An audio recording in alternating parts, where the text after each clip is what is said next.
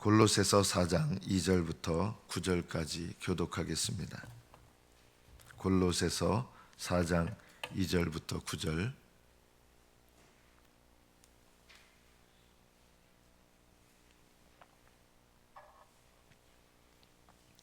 (2절부터) 교독합니다. 기도를 계속하고 기도에 감사함으로 깨어 있으라.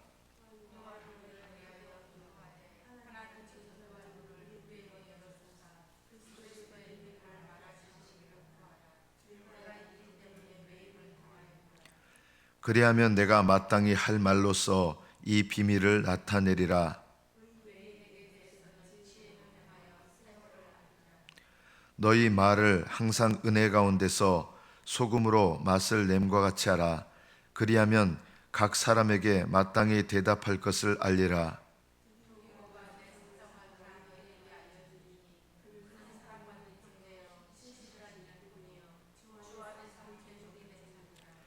내가 그를 특별히 너희에게 보내는 것은 너희로 우리 사정을 알게 하고 너희 마음을 위로하게 하려 함이라.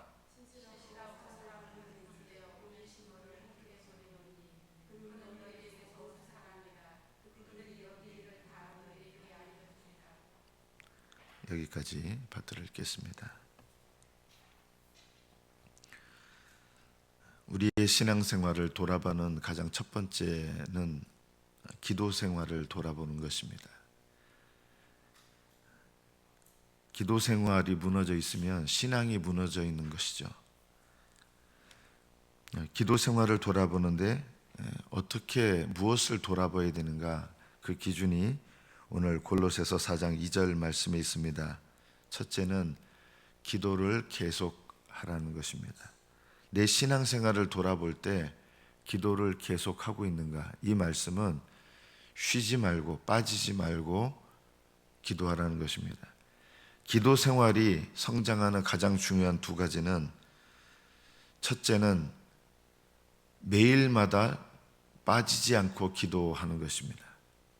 그리고 두 번째는 내가 하나님께 구별한 시간을 구별하여 드리는 것입니다. 이것이 내 기도 생활을 돌아보는 데 있어서 첫 번째입니다. 기도를 계속하고 있는가, 날마다 빠지지 않고, 그리고 내가 하나님께 구별한 시간을 드리고 있는가, 이 두 가지만 힘써서 계속 기도 생활에도 기도 생활에 큰 변화와 발전이 있을 것입니다. 그래서 기도 생활을 돌아봐야 되는데, 첫째, 기도를 계속하고 있는가. 두 번째, 기도 생활을 돌아보는 데 있어서 무엇이 필요할까요? 감사함으로 깨어 있으라라는 것입니다. 여러분은 기도하실 때 감사함으로 깨어 있다는 게, 기도에 깨어 있으라 하면 되는데 왜 감사함으로 깨어 있으라 했을까요? 이것은 우리 기도 생활의 태도를 말합니다. 여러분이 기도하는 어떤 제목을 가지고 기도할 때 여러분은 감사함으로 기도하십니까? 그것이 어떤 일이든 하나님께서 내게 허락하신 일은 우연이 없습니다. 그리고 하나님께서 내게 허락하신 일은 내가 하나님의 뜻을 따라 반응하면 결국은 나를 올바르게 세우고 올바르게 인도하는 은혜가 됩니다. 물론 저절로 그렇게 되지 않습니다. 하나님께서 내게 허락하신 그 목적에 내가 순종하면 내게 일어나는 모든 일들은 하나님께서 나를 올바르게 세우는 일들이 됩니다. 그러나 내가 믿음으로 반응하지 않으면, 육신적으로 반응하면 모든 일들이 합력하여 선을 이루게 되지 않습니다. 하나님께서 내게 일어나는 일은 우연이 없다는 것을 알고, 우연이 없는 일의 그 모든 목적이 뭐냐면 내가 하나님 앞에 겸손함으로 그 일들을 받아들이면서 무엇보다도 그 일들에 대해서 감사한 태도를 가지시는 것. 하나님께서 나를 깨닫게 하시려고 이 일을 허락하셨다. 여러분에게 주어진 상황이 그 어떤 상황이든 간에 상관없이 그 상황 속에서 나를 향하신 하나님의 뜻을 내가 겸손히 순종하고 그 일에 대해서 감사할 수 있다면 이것이 바로 기도에 감사함으로 깨어 있는 것입니다. 이것이 기도의 태도입니다.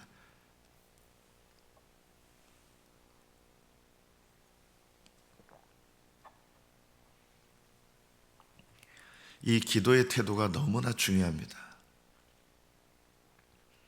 내가 기도 생활을 하는데 예를 들어서 내 자녀에게 내가 별로 원하지 않는 어떤 일들, 결과들이 일어나요. 그러면 우리 마음속에 당장 일어나는 생각이 어떤 생각입니까? 불만스럽죠. 내가 별로 원치 않는 상황을 접할 때 내가 제일 먼저 느끼는 감정이 뭐냐면요, 불만스러운 감정을 느낍니다. 이 불만스러운 감정을 가지고 하나님께 기도합니다. 기도는 계속하는데 하나님께 기도의 태도가 잘못되어 있을 수 있는 것이 바로 이 지점인 것입니다. 하나님께서 나에게 허락하신 모든 일들에 대해서 이것이 내가 올바른 믿음으로 반응하면 반드시 그 일은 나를 깨닫게 하셔서 주신 일이든지, 나를 인내케 하시는 일이든지, 나를 격려하시는 일이든지, 나를 세우는 일이든지 모든 것이 합력하여 선을 이루는 일이 되는 것입니다. 그래서 올바른 기도의 태도는 모든 일에 감사하는 것입니다. 범사에 감사하라. 쉬지 말고 기도하라. 범사에 감사하라. 이것이 함께 붙어 있는 것입니다.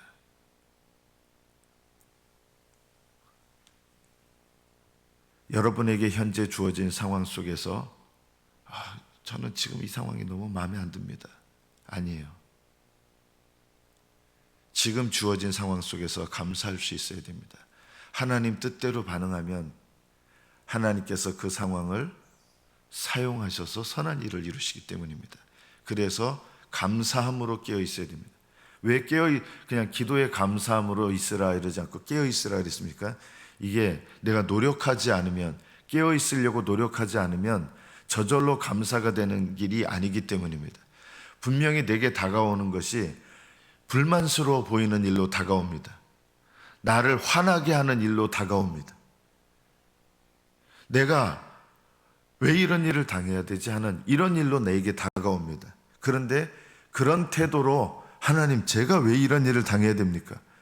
제가 왜 이렇게 힘들어야 됩니까? 이렇게 반응하는 것이 아니라 이 일을 허락하신 하나님의 뜻 가운데 내가 겸손히 그 일을 받아들이고 이 일을 통하여서 선하심을 이루어 가시는 하나님의 선하심을 믿으면서 감사할 수 있다 그러면 이것이 바로 기도의 감사함으로 깨어 있는 것입니다.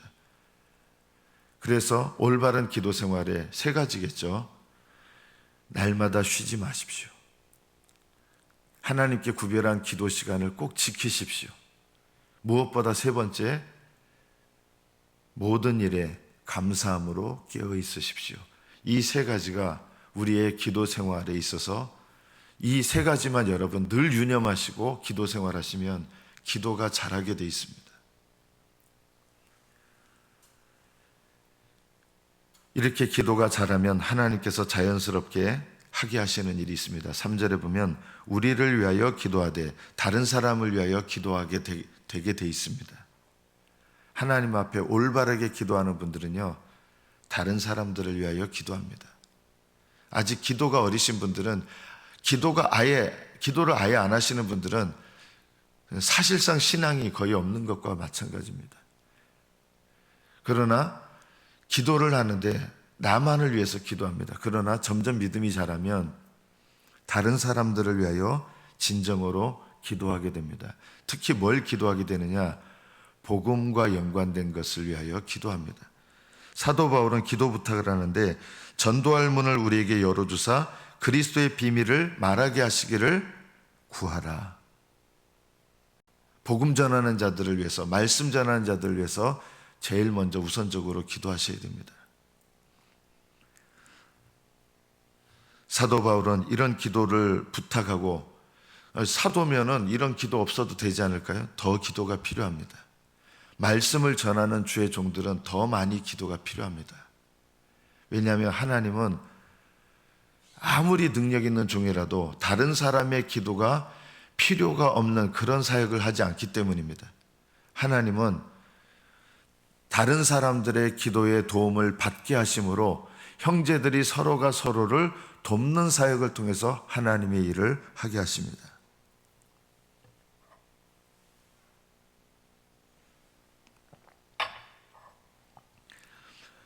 나의 신앙생활을, 특히 기도 생활을 이렇게 돌아보십시오. 날마다 하고 있는가?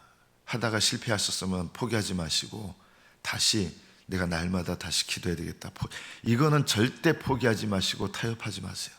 날마다 기도하세요.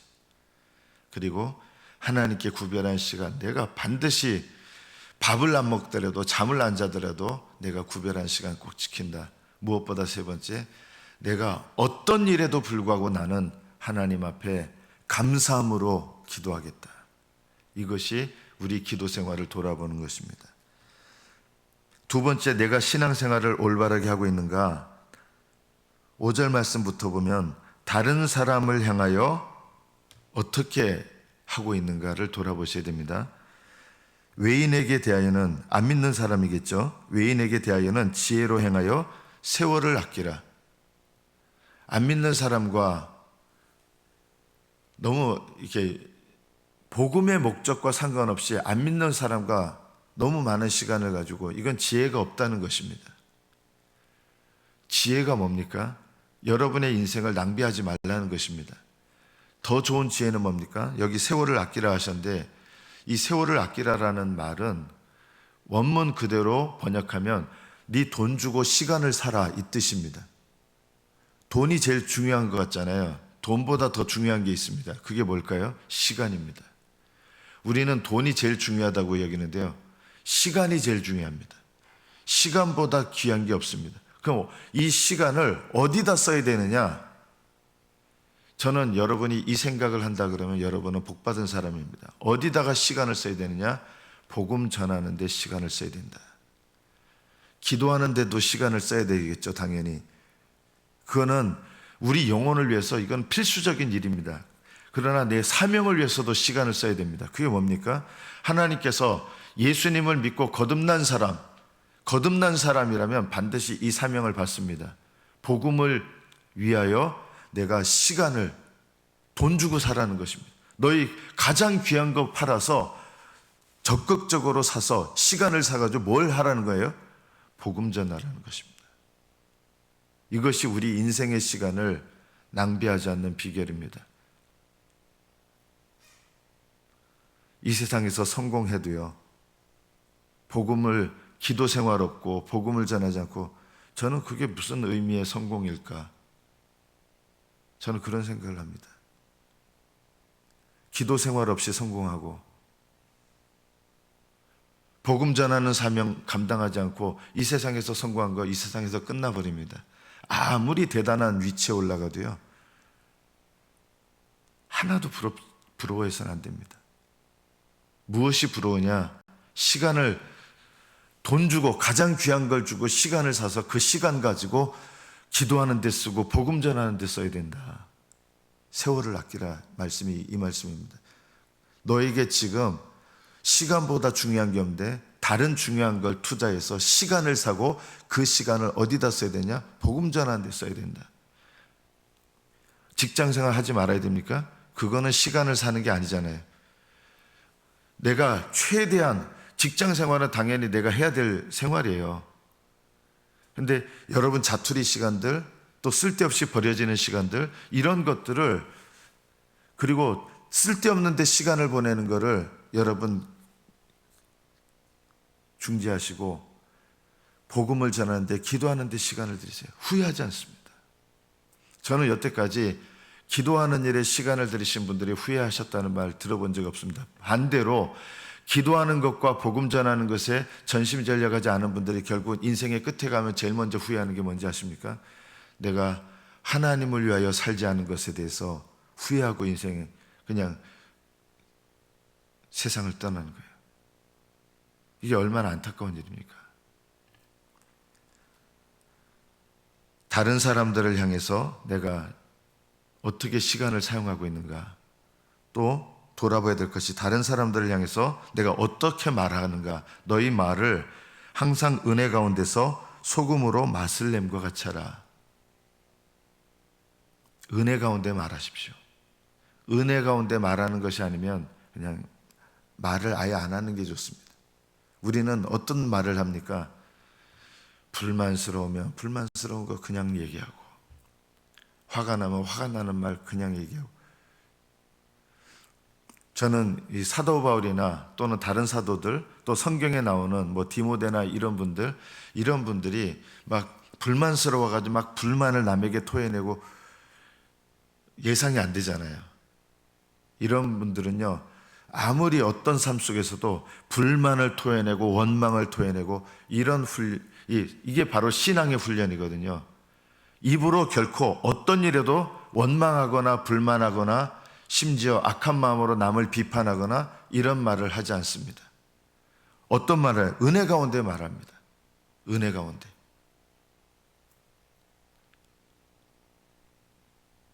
그 자리에 없는 어떤 사람에 대해서 막 이야기하는데, 이제 뭐 나쁜 이야기를 할 수 있겠죠. 그런데 그런 얘기를 할 때 비방하는 정신으로 말한다 그러면 우리는 이렇게 말해줘야 됩니다.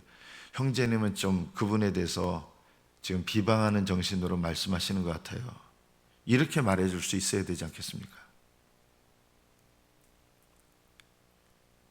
조금 뭐 저에 대한 얘기를 하는, 목사님에 대해서 이제 불만이 있어요. 할 수 있죠.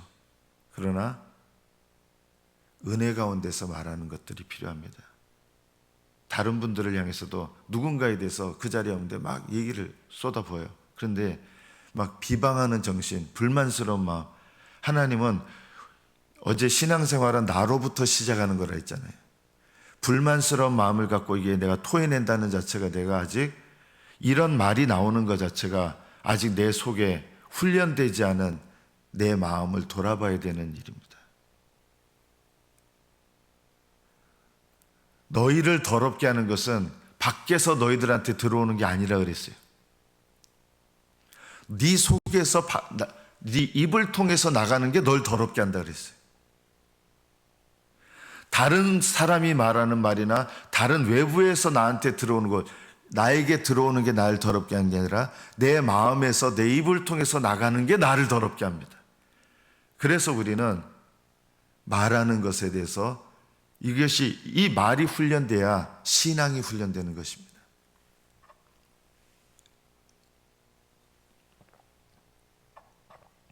은혜 가운데서 말하라. 그리고 소금으로 맛을 내는 것처럼, 소금은 소금이 들어가면 음식이 맛있어지잖아요. 먹을만해지잖아요. 이렇게 말을 해라. 소금으로 맛을 내는 사람은 막 사람들이 이래요. 어떤 모임들을 갖고 있는데 막 불만들을 토해요. 막 불만들을 토하는데, 소금으로 맛을 내는 사람은 우리가 이 불만을 토하는 이런 가운데서 우리가 과연 하나님께서 보시기에 우리는 합당하게 하고 있는 걸까요? 하면서 정말 지혜롭게 말한 사람은 우리 이렇게 불만을 토하기보다는 우리 이 문제를 가지고 사랑하는 마음으로 같이 기도하면 어떨까요? 이런 것이 훨씬 지혜로운 것 아니겠습니까? 여러분, 교회를 위해서 기도할 때도 이렇게 기도하시는 분들도 있어요. 교회 이게 문제입니다. 교회 이게 문제입니다. 그래요, 교회 이게. 자, 우리 기도합시다. 막 기도하는데 어떻게 기도하게 돼요? 그러면요, 이거는 하나님께 불만을 토해내는 기도가 되는 거예요. 이거는 하나님께 구하는 기도가 아니라 그냥 불만을 토해내고 그냥 불만을 쏟아내는 기도가 돼버리고, 사실은 하나님께 어떻게 말하냐면 기도의 형식을 갖는 것 같지만 그냥 하나님께 불만을 막 쏟아내는 거예요. 우리는 하나님 앞에 어떻게 기도를 올려야 됩니까? 소금으로 맛을 냄과 같이 하나님이 기쁘게 받으시는 기도를 드려야 된다.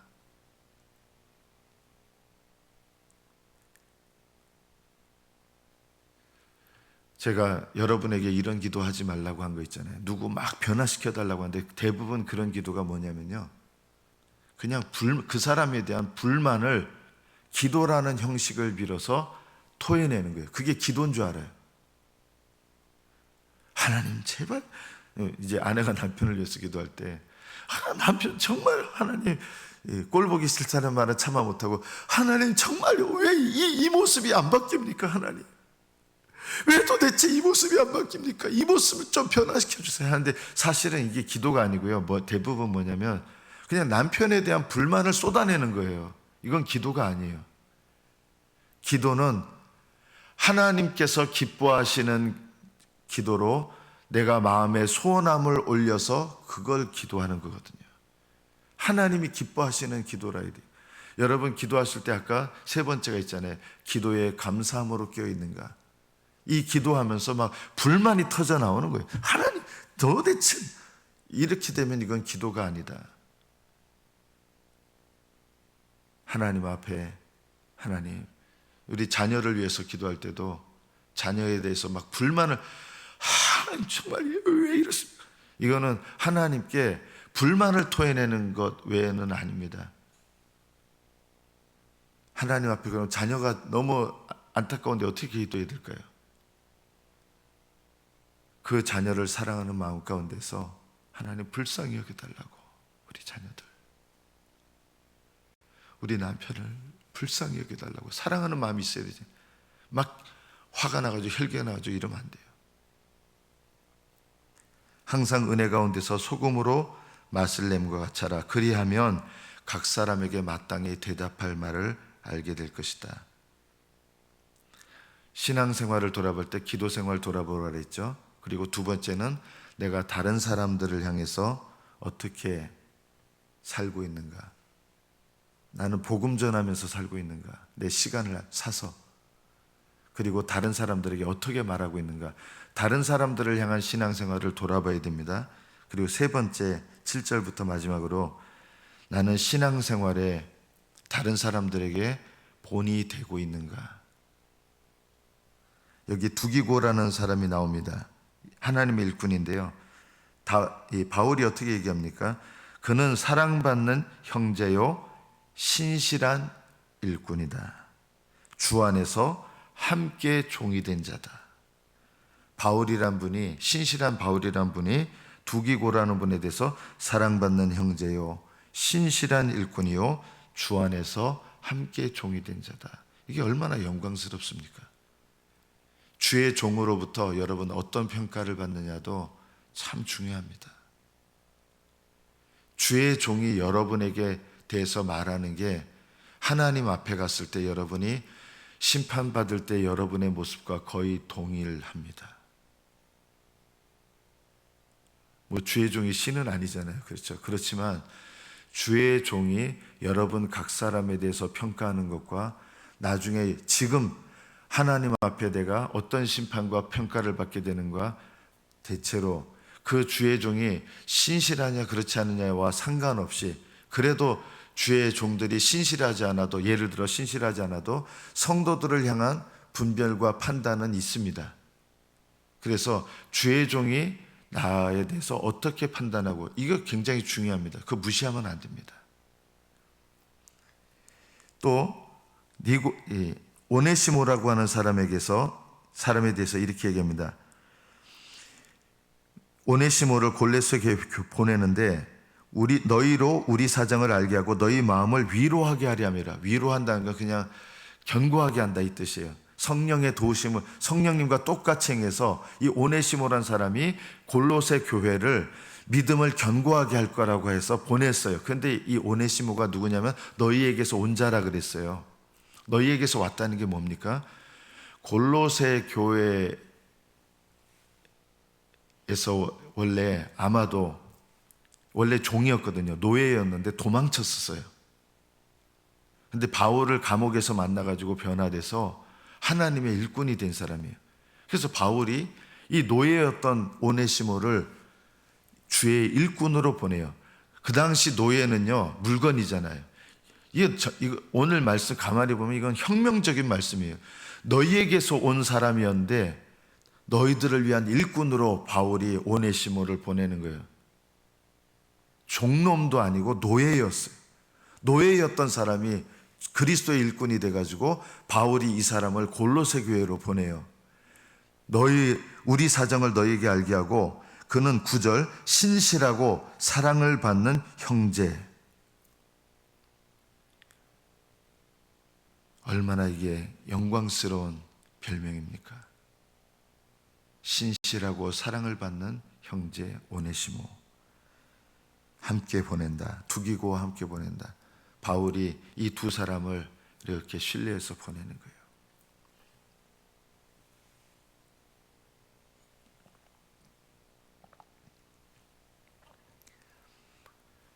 저는 우리 교회가 앞으로도 제가 하나님 앞에 회개하는 게 하나 있습니다. 우리 교회에서 제가 7일을 몇 번 했는데 제가 회개한 게 뭐냐면요, 7위한 거에 대해서 전혀 저는 회개할 게 없습니다. 7위 받으신 분들은요, 하나님 앞에 회개하셔야 돼요. 제가 회개하는 게 뭐냐면, 7위 받으시는 분들이 이 죄를 본인의 입으로 고백하게 해서 회개하게 만들었어야 되는데 제가 그거를 못한 것이 하나님 앞에 너무나 부끄럽습니다. 그리고 7위의 목적은 회개하여 바로 세우는 거거든요. 저는 앞으로는 우리 교회가 올바른 7위를 하도록 해야겠다. 7위는 세우는 것입니다. 바르게 다스려서 세우는 것입니다. 7위에 복종하셔야 됩니다. 오늘날 교회들이 7위를 아예 할 수가 없죠. 왜냐하면 7위를 하면 그냥 교회를 떠나버리니까. 그거 올바른 거 아닙니다. 그거는 7위에 불복종하는 겁니다. 7위에 복종하셔야 됩니다. 그것이 신앙입니다. 제가 제 얘기하는 거 아니에요. 올바른 믿음으로 하나님 앞에 서기를 원하신다면 7위를 감사히 여기고 하나님의 뜻으로 알고 7위에 복종하셔야 됩니다. 7위는 여러 가지가 있습니다. 권면도 7위고요. 또 여러 가지 모양이 있어요. 때로는 책망도 7위고요. 교회에서 직분을 일정 기간 감당하지 못하게 하는 것도 7위고, 때로는 아예 직분을 내려놓게 하는 7위도 있습니다. 여러 가지 모양이 있어요. 때로는 가장 심한 경우는 출교도 있죠. 그건 최후의 수단인데, 이 모든 7위를 통해서 하나님께서 이 7위를 통해서 나를 바로 세우시려고 하시는구나, 이것을 내가 7위에 대해서 감사함으로 깨어 있으셔야 됩니다. 이것이 성도의 올바른 본분입니다. 저는 제 감정으로 제가 하고 싶지 않은 7위를 했습니다. 왜냐하면 하나님께서 하기를 원하셨기 때문입니다. 그러면 성도들은 7위에 겸손히 복종하시는 것이 하나님 뜻을 따르는 것입니다. 앞으로 우리 교회는 제가 권면하는 것도, 때로는 말로 책망하는 것도 7위예요. 7위는 무슨 벌 주는 거 아니에요. 7위는 벌 주는 게 아니라 올바르게 세우는 과정이다. 그래서 세워져야 됩니다. 그것이 바른 것입니다. 저는 우리 교회가 하나님의 성령께서 역사하시는 7위가 있어서 그 7위를 받는 성도들이 어떻게 세워져야 되느냐, 신실하고 사랑을 받는 형제들로 세워지면 저는 그것은 하나님이 역사하신 7위가 돼서 하나님은 그 7위를 통해서 그 영혼을 세우시고 믿음을 세우시는 겁니다. 저는 우리 교회가 성령 안에서 7위하고 또 성도들이 성령 안에서 겸손히 7위를 받아서 그 7위를 통해서 내 믿음이 견고하게 세워지고 하나님께서 기뻐하시는 아름다운 일들이 풍성해지기를 축복합니다. 하나님 우리 교회를 세워 가실 것입니다. 하나님 기뻐하시는 교회로 세우실 것입니다. 저는 우리 교회에 마지막 이 말씀 드리고 싶습니다. 우리 교회는 어떤 죄도 용서받을 수 있는 교회라야 된다. 그러나 어떤 죄도 용납돼서는 안 된다. 이것이 무슨 차이인지 아시겠습니까? 우리는 어떤 죄도 용서할 수 있는 교회, 그러나 어떤 죄도 용납돼서는 안 되는 교회, 이것이 하나님께서 기뻐하시는 거룩하고 사랑이 많은 교회입니다. 거룩하신 하나님을 알아야 사랑의 하나님을 압니다. 사랑 얘기 많이 하시는데 거룩하신 하나님을 알아야 사랑이신 하나님도 함께 알게 됩니다. 하나님께서 우리 교회에 거룩하신 분이신 것과 그 거룩을 통해서 사랑이신 하나님을 나타내는 이 귀한 은혜가 우리 교회에 넘쳐서 어떤 죄도 용서될 수 있지만 어떤 죄도 용납될 수 없는 거룩한 교회로 세워지기를 예수님의 이름으로 축복합니다. 기도하겠습니다.